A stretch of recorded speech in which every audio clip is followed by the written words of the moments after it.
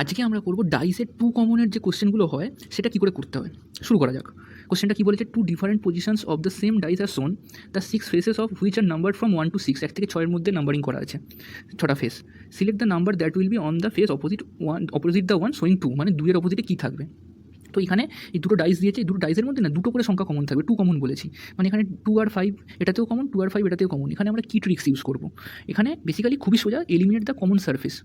Common সার্ফেসটাকে eliminate করে দিতে হবে। কমন সার্ফেস কী আছে, 2 বা 5, এখানেও 2 বা 5, এই দুটোকে না আমরা এলিমিনেট করে দিই, তাহলে একের অপোজিটে 3, এখানে একের অপোজিটে ডেফিনেটলি 3 থাকবে।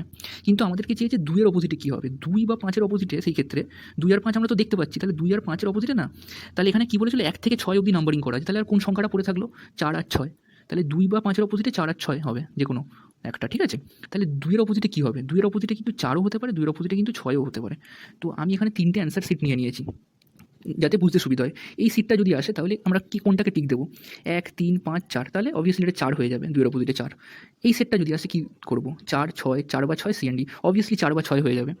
এই সেটটা আসলে কী করবো, 4, 6 নন সিএনডি। তো এখানে 4, 6 দুটো ডিস্টিং অ্যান্সার আছে, তাহলে সেই ক্ষেত্রে 4 বা 6 যেহেতু হবে, সেক্ষেত্রে সিএনডি আমাদের এখানে অ্যান্সার হয়ে যাবে।